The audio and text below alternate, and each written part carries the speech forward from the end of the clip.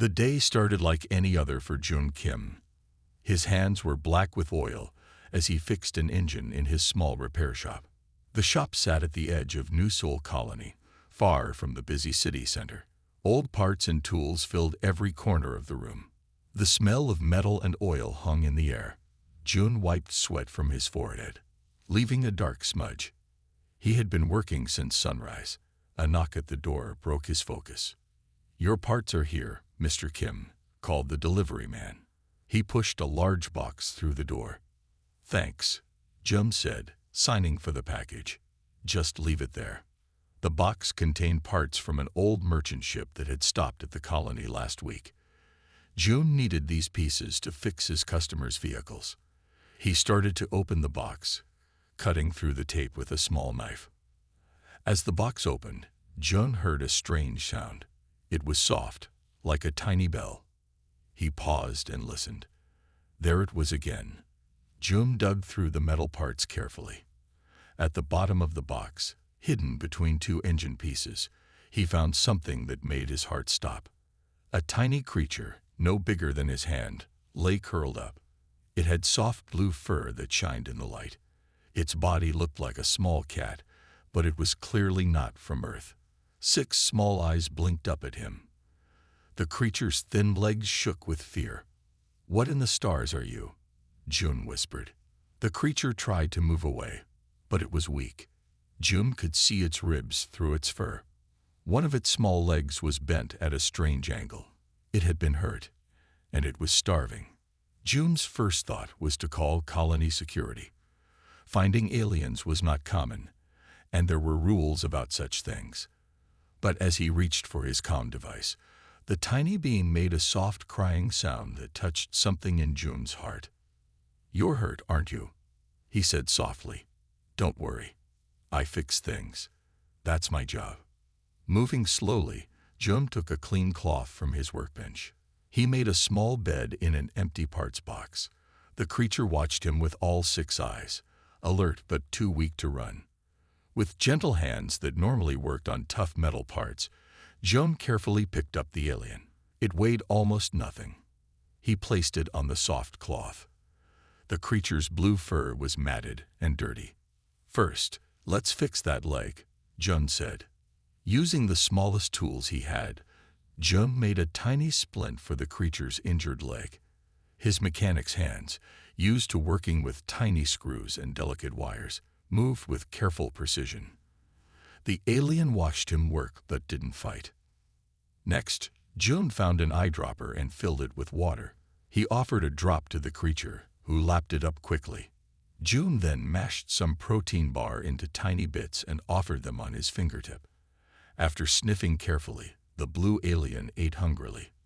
"I'll call you Blue for now," Jun said, "until we figure out who you really are." As night fell over the colony, Jun closed his shop early. He placed the box with Blue next to his bed at home. Throughout the night, he woke several times to check on his tiny guest. In the soft light of morning, Jun found Blue sitting up in the box, looking stronger. When their eyes met, Blue didn't flinch away. Instead, the creature raised a tiny paw and placed it against Jun's finger when he reached down. "Well," Jun said with a smile, "I guess we're friends now." What Jun didn't know yet was how much this small blue alien would change his life forever. 3 weeks passed since Jun found Blue. The tiny alien grew stronger each day. Its leg was healing well, and its blue fur now shined in the light. Blue followed Jun around the shop, watching him work from safe perches on shelves or tables. Jun knew Blue was smart, very smart. When he fixed things, Blue watched with all 6 eyes focused on his hands. Sometimes Blue would point at tools before Jun needed them, as if it knew what he was doing. "You understand me, don't you?" Jun asked one night as they sat in his small home. Blue made a soft chirping sound and nodded its head. Jun needed to find a way to talk with Blue. The next morning, he went to his shop early and pulled out an old hologram projector he had fixed last year. It was meant for showing repair diagrams, but Jun had other ideas. "Let's try something," he said to Blue, who sat on his shoulder. June set up the projector and connected it to his tablet. He programmed it to show simple pictures: a cup of water, food, a bed, tools from the shop. Then he started pointing to each image and saying the word. Water, June said, pointing to the picture and then to a real cup. Blue watched carefully. After several tries with different words, June pointed to the alien. Blue, he said. The alien shook its head. It pointed at the hologram controls. June hesitated, then set the device where Blue could reach it. With tiny paws, Blue touched the screen. The alien worked quickly, as if it knew how the system worked. A new image appeared, showing strange symbols. Blue pointed to itself, then to the symbols. That's your name? June asked. Blue nodded. It made more changes to the hologram, adding new symbols and pictures. June watched in amazement as the alien created a simple translation program. After an hour of work, Blue sat back, tired but proud. Words appeared above the alien symbols. Mio. Your name is Mio, June asked. The alien nodded happily. More words appeared on the screen. I am Kozin. Thank you for saving me. June sat down, stunned. You can understand our language. How? Mio worked the controls again. Ship computer taught me basics. I learned fast. Over the next few days, their talks grew longer. Mio improved the translation program. June learned that Kozins were a species known for their skills with ships and stars. Normal Kozins stood as tall as a human's waist. But you're so small, June said one evening. Much smaller than that. Mio looked sad. The translator showed. I have birth defect. Very rare. I keep getting smaller. My people think it brings shame. That's why you were in that box. They just left you. Mio's 6 eyes blinked slowly. Ship crew found out my condition was getting worse. Captain said I was bad luck. They put me in sleep box and threw me out with broken parts. June felt anger rise in his chest. He had seen people be cruel, but to abandon someone just because they were different seemed horrible. How did you survive? He asked. Woke up when box was moved. Had emergency food pills in my pocket. Very hungry when you found me. June watched as Mio moved carefully across the table.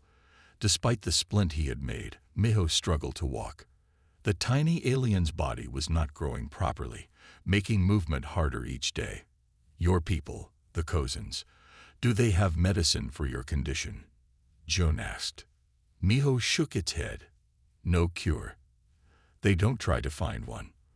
Those like me are hidden away. June thought for a moment. Then he smiled. Well, I'm not much of a doctor, but I am a mechanic, and mechanics fix things that don't work right. Mio tilted its head, confused. I have an idea, June said. I think I can help you move better, maybe even feel stronger. It won't fix your condition, but it might make life easier. For the first time since they met, Mio made a sound that June realized was laughter. The translator showed. A human mechanic fixing an alien. That is new. That's what friends do, June said. They help each other. That night, June began drawing plans for something that would change both their lives. June stayed up late for many nights. His workbench was covered with tiny parts. Some he made himself, cutting metal into small pieces. Others he took from old toys and watches. Mio sat nearby, watching June work with great interest. Hold still, June said as he measured Mio's small legs and arms. I need to get this right. Mio stayed very still. The translator showed. What are you making? Something to help you move better. We call it an exoskeleton. It goes on the outside of your body and helps support it. June worked carefully, his big hands moving with surprising gentleness. He built tiny hinges that bent like knees and elbows. He made small motors that could help Mio walk and lift things. It was like making a very small robot suit. After 2 weeks, June held up his creation. It was a frame made of light metal, no bigger than a child's toy. It had joints in all the right places and a small power pack on the back. Let's try it, he said. Miho looked nervous. The 6 eyes blinked rapidly as June helped the tiny alien into the metal frame. It fit around Miho's blue fur like a second skin. June connected small wires to pads that stuck to Miho's skin. These will read your body's signals, June explained. When you want to move, the suit will feel it and help you. June turned on the power. Lights on the exoskeleton glowed soft blue, matching Miho's fur. For a moment, nothing happened. Then Miho tried to stand. The little alien rose up smoothly. For the first time, Miho stood straight and tall, though still only as high as June's hand. Miho took one step, then another. Each movement was stronger than before. June smiled as he watched Miho walk across the table. The translator couldn't show Miho's feelings, but the alien's body language said everything. Joy, freedom, hope. Miho jumped, a small hop that would have been impossible before. Then Miho ran in a circle, moving faster than ever. It works, June said, laughing. Miho stopped and looked up at June. The translator showed, "Thank you. No one ever tried to help me before." A knock at the door made them both turn. June wasn't expecting anyone. "Hide," he whispered to Miho. The alien climbed into a drawer that was kept open just a crack. June opened the door. His neighbor Dai stood there. Dai was a scientist who studied alien plants and animals. "June, I need to ask you something," Dai said as he walked in. "People say you've been buying strange parts and staying up all night. Are you okay?" June thought fast. He trusted Dai, but he wasn't sure if he should tell about Miho. Before June could answer, they heard a crash. The drawer had closed with Miho inside. Dai walked over and opened it. His eyes went wide. "What is that?" he asked, staring at Miho. June sighed. "That's Miho, my friend." Dai bent down to look closer. Instead of fear or anger, his face showed wonder. A cozen, but so small. This must be the fabled cozen dwarfism. I've read about it, but never thought I'd see it. Miho stepped out wearing the exoskeleton. Dai watched in amazement as the tiny alien moved around. "You built this?" Dai asked June. "Yes. Miho was abandoned because of the condition. I wanted to help." Dai nodded slowly. "The exoskeleton is amazing, but Miho needs more than that. I think the condition affects how food is used by the body." "Can you help?" June asked. Dai smiled. "I study alien biology. Let me run some tests. I think I can make a special diet that might help Miho feel stronger." For the first time since finding Miho, June felt real hope. Between his mechanical skills and Dai's science knowledge, maybe they could give Miho a better life. What they didn't know was that their work would soon attract unwanted attention from both humans and aliens. Word spread fast in New Soul Colony. People talked about the strange blue light in June's shop at night. They whispered about the tiny sounds coming from his toolbox when he went to the market. Some said they saw something small and blue riding on his shoulder. Miho was getting better every day. The special food Dai made helped the tiny alien grow stronger. The exoskeleton worked perfectly. June kept making it better, adding new parts that let Miho climb walls and jump high. At night, Miho would tell June stories about the stars and the ships that traveled between them. "I was a navigation helper," Miho explained through the translator one evening. "I could see patterns in star maps that others missed." June nodded. "You must miss being in space." "Sometimes, but my people did not value me." "You do." Miho's 6 eyes blinked slowly, a sign of happiness. Their peaceful time ended on a rainy morning. A sleek car stopped outside June's shop. A tall woman in an expensive suit stepped out. Her name was Hannah Lee, and she worked for Biotech Industries, the biggest company in the colony. "Mr. Kim," she said with a smile that didn't reach her eyes, "I've heard interesting things about your pet." June's heart beat faster. Miho was hidden in a pocket inside his work jacket. He felt the tiny alien press against him in fear. "I don't have pets," Jun said. "Just tools and machines." Hana walked around the shop, looking at everything. Biotech would pay a lot for unusual specimens, especially ones with rare genetic conditions. "I don't know what you're talking about," Jun said. Hana placed a card on the table. 1,000,000 credits for the Kosen dwarf. That's our first offer. Jun tried not to show his shock. "How did they know?" "Please leave," he said firmly. Hana's smile disappeared. "We know you have it, Mr. Kim. Biotech always gets what it wants. Think about the offer." She walked out, leaving the card behind. As soon as she was gone, Mio climbed out. The alien was shaking. "She wants to take me away," Miho said through the translator. "To study me. Cut me open." "I won't let that happen," Jun promised. That night, Dai came with bad news. "Biotech has asked the Colony Council for permission to search your shop. They're saying you have an illegal alien life form." Jun thought quickly. "Can they do that?" "They have a lot of power," Dai said. "But we have 3 days before they can get approval." Jun looked at Mio, who was sitting on a shelf, listening. "We need to leave the colony." "Where would we go?" Dai asked. Jun wasn't sure. He had never left New Seoul, but staying meant losing Miho to people who only saw the alien as a thing to study. Later that night, as Jun packed his most important tools, Miho tugged on his sleeve. "Ship," Miho said, pointing to the translator. "Big ship coming."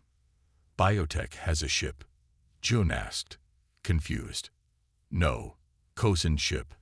Miho's 6 eyes were wide with fear. "They are looking for me."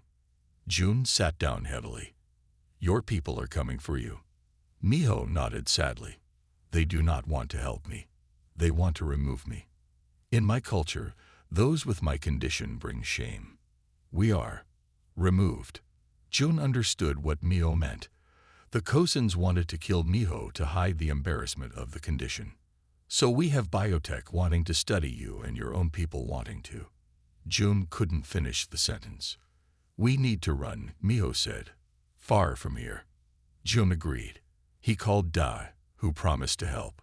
They needed a plan, a ship, and somewhere to go. They had 3 days at most before both human and alien threats closed in. Looking at Miho, Jun made a silent promise. He would protect his tiny friend, no matter what it took. Jun didn't sleep that night. He packed his tools, some food, and clothes into a small bag. Every sound made him jump. Was it biotech coming early? Was it the Kosens? Day arrived at sunrise with news. "I found someone who can help us. A pilot named K. He has a small ship that carries goods between colonies." "Can we trust him?" Jun asked. "He owes me a favor. I once fixed his sick pet. He'll help us." Miho climbed onto the table. The exoskeleton hummed softly as the tiny alien moved.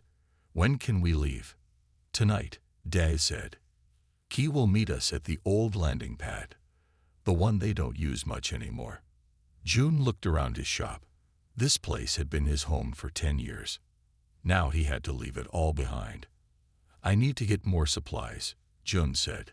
"Food and parts to fix Miho's exoskeleton if it breaks." "Be careful," Dai warned. "Biotech people are watching the shop." Jun nodded. He put Miho in a special pocket inside his coat.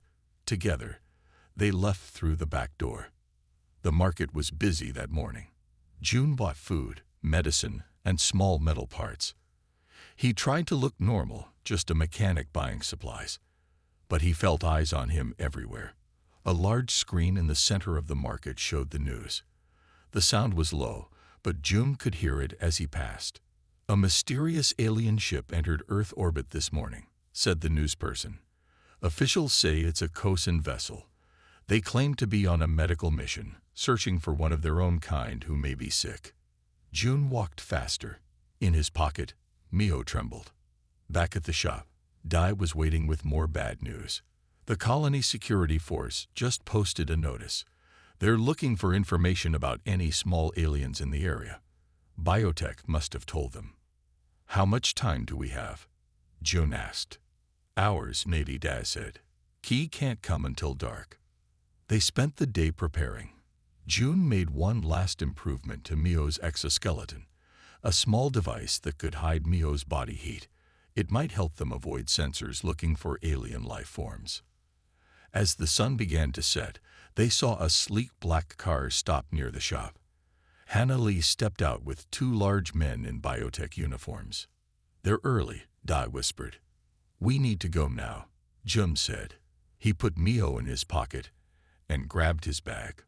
They slipped out the back door and into the narrow streets behind the shop. The colony was getting dark, lights coming on in windows and along the streets.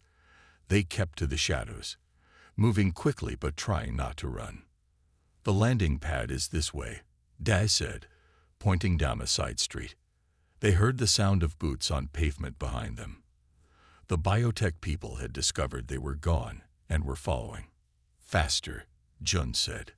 They ran now, not caring who saw them. June could feel Mio holding tight to the inside of his pocket. They turned a corner and saw the old landing pad ahead. A small ship sat there, engines glowing softly. A man stood at the bottom of the ship's ramp. He was tall and thin with a pilot's jacket.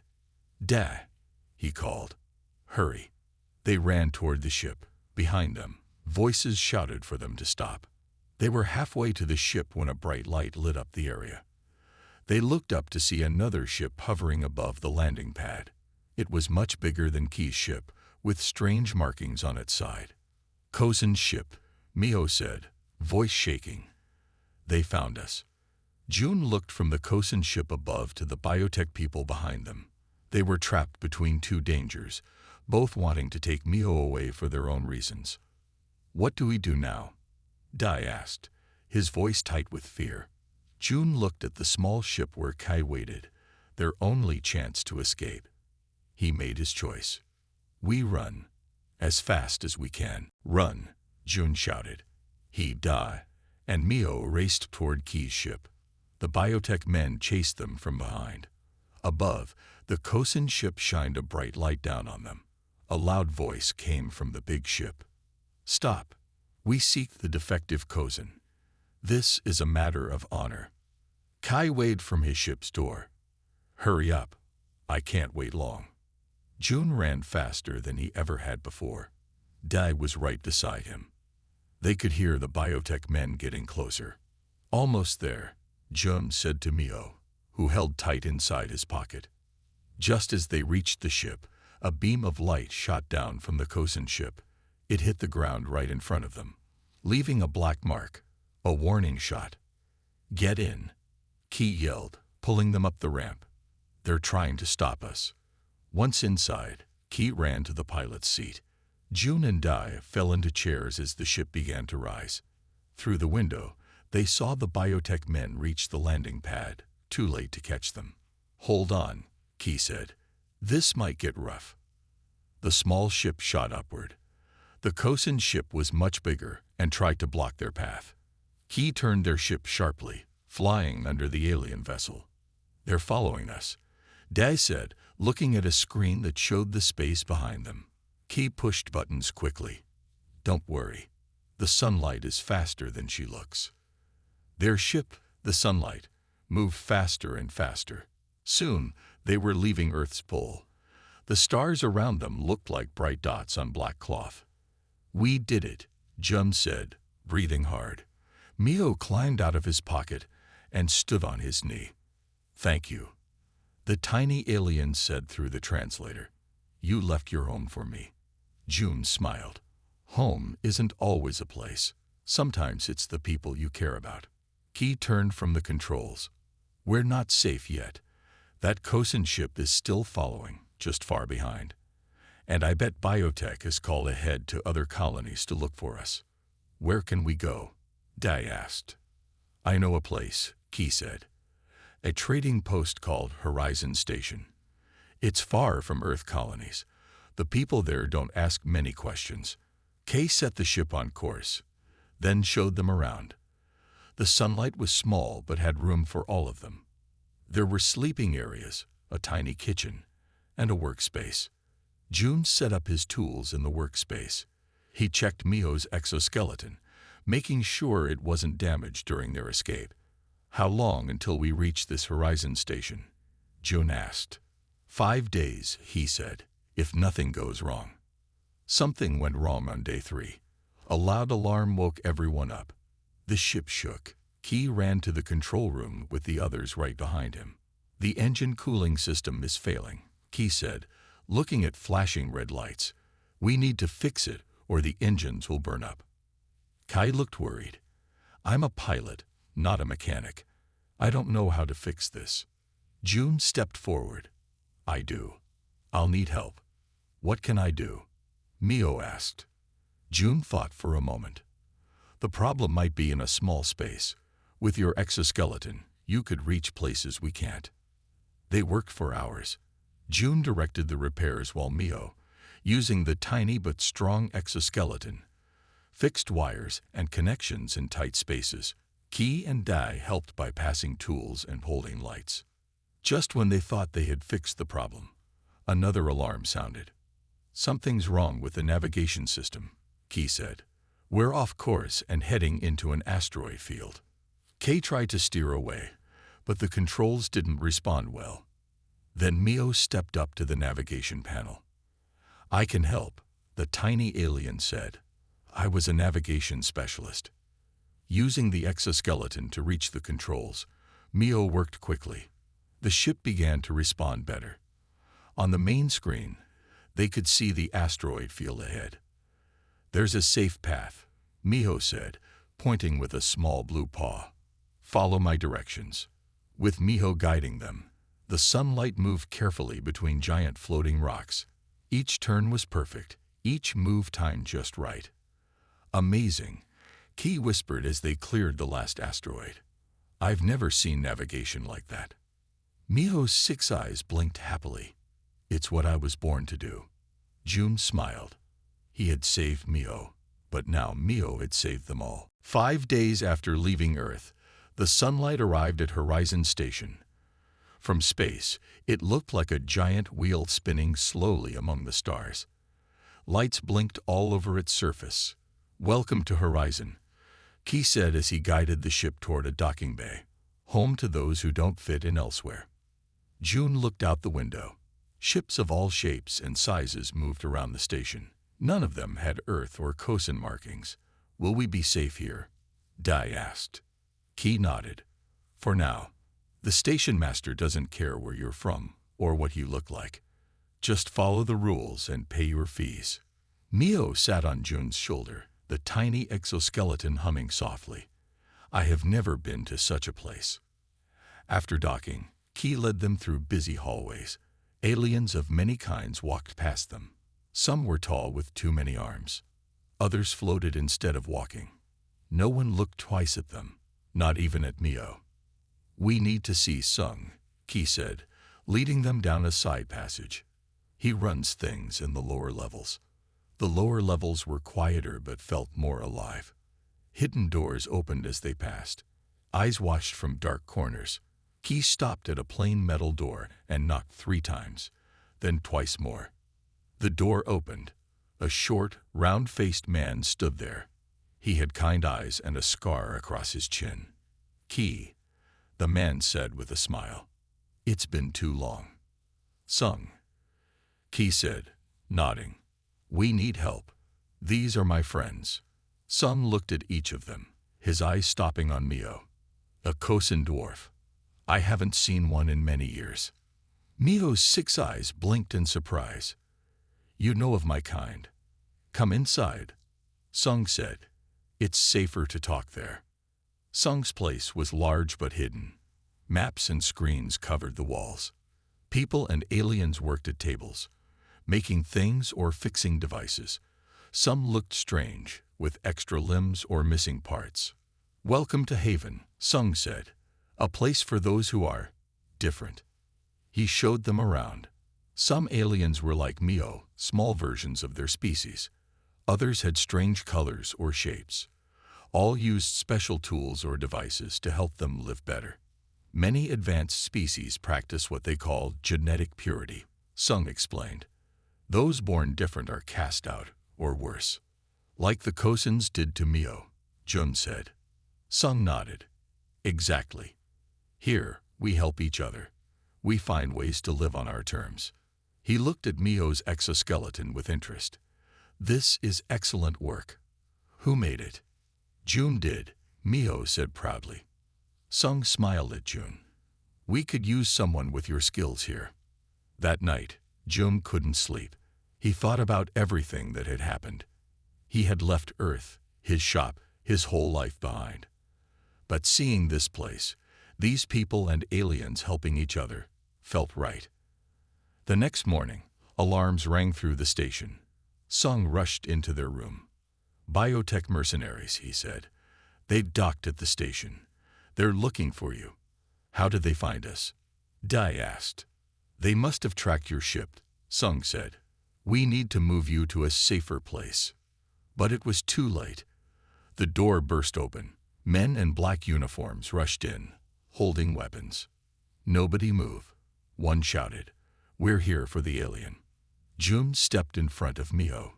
You can't have my friend. The mercenary laughed. Friend, it's just a specimen. Biotech will pay well for it. No, Jun said firmly.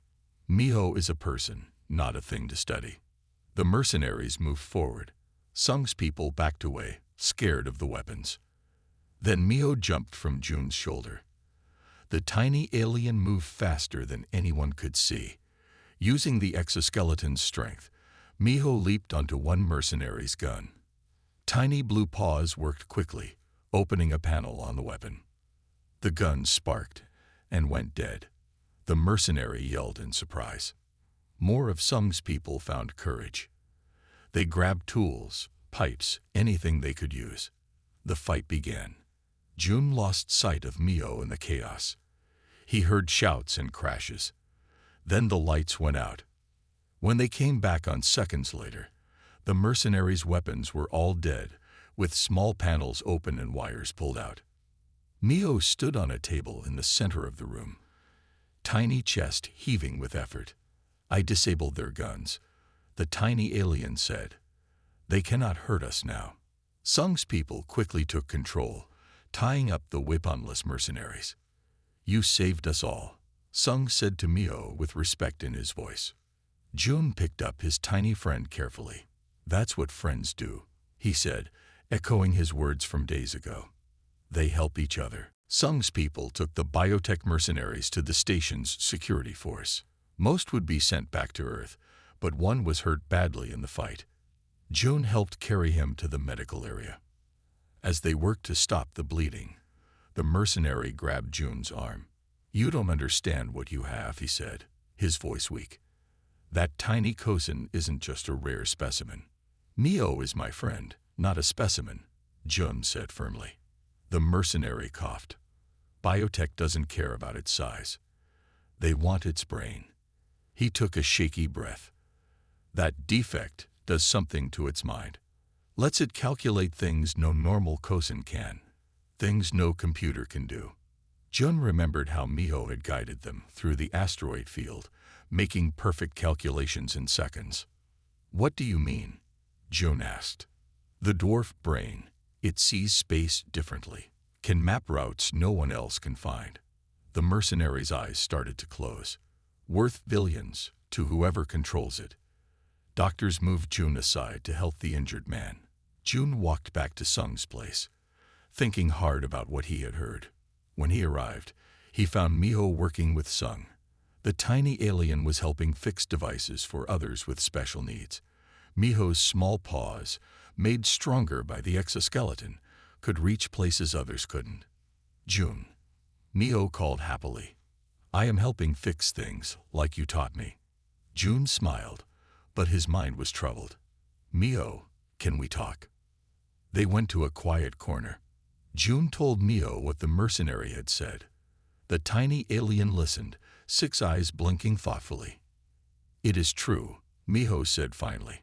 My people need special navigators for the most dangerous space routes, but they only want normal-sized Kosins to do this work. Mio looked down. I could do it better than any of them, but they never gave me a chance. Because of your size? June asked. Yes, they say those with my condition bring shame. Miho's voice grew quiet. But I think there is more. I found things in the ship's computer before they abandoned me. Things that made me think. What things? June asked. Records about others like me. All great navigators. All gone missing. Mio looked up at June. I think my condition was not an accident. I think they made me this way to see if it would make my navigation skills better. June felt cold anger. They experimented on you, then threw you away. Miho nodded. I think so. But I can't prove it.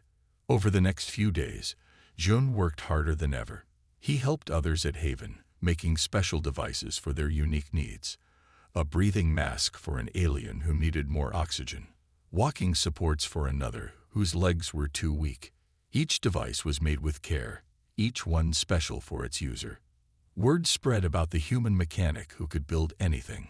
People brought their broken things for him to fix. They'd brought their broken bodies too, asking for help to move better, see better, live better. Day worked beside him, using his science knowledge to help design the devices. Key used his contacts to get parts they needed. Miho was always there, tiny paws working alongside June's big hands. One night, Sung came to them with news. The Kosan ship is still searching for you, he said.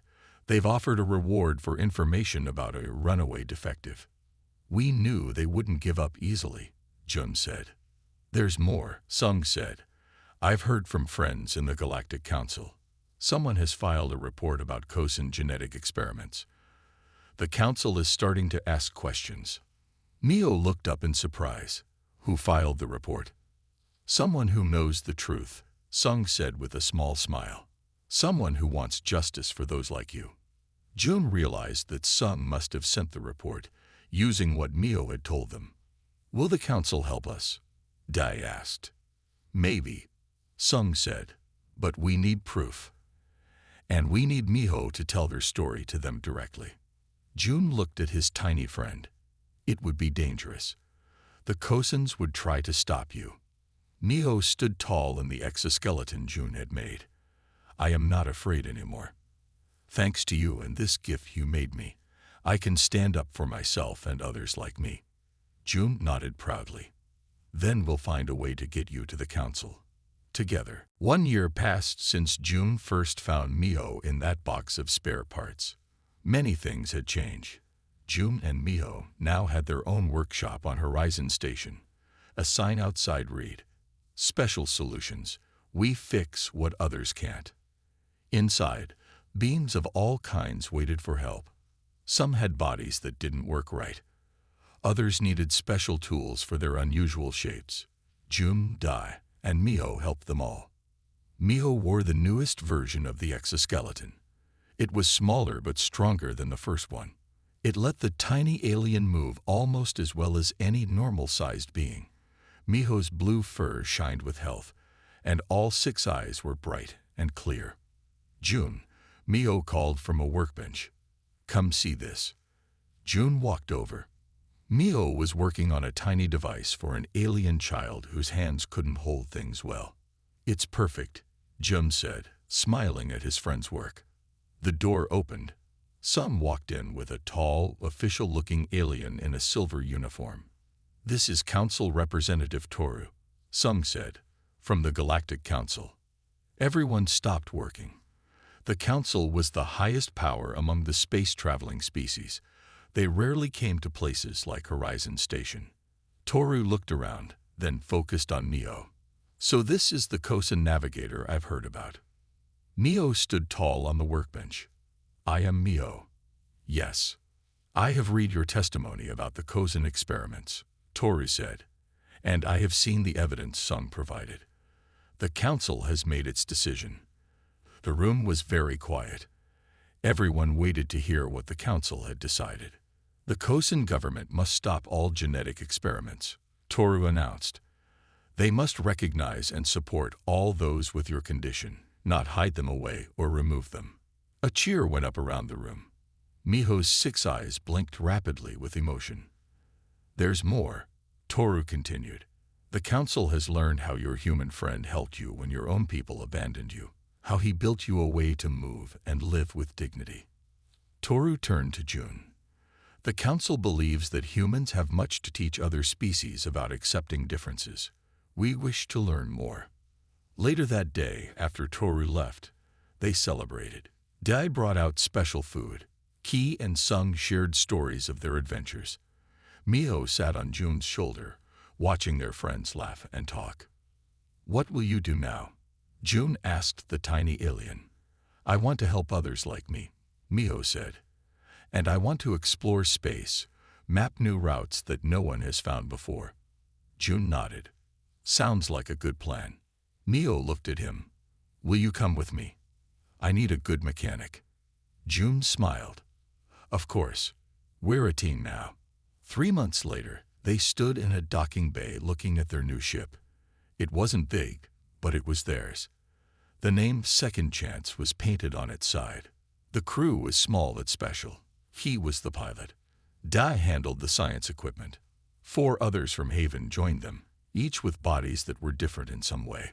Some had extra limbs, others had none. One could only see certain colors, another could see too many. All wore devices that June had built to help them.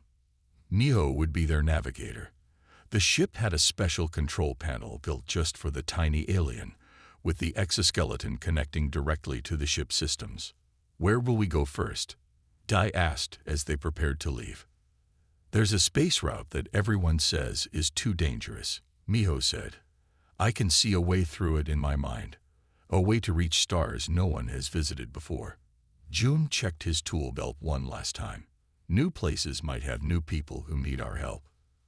As the ship lifted off from Horizon Station, Jun thought about how much had changed. He had been a simple mechanic fixing broken engines. Now he fixed broken lives, helping people that others had thrown away.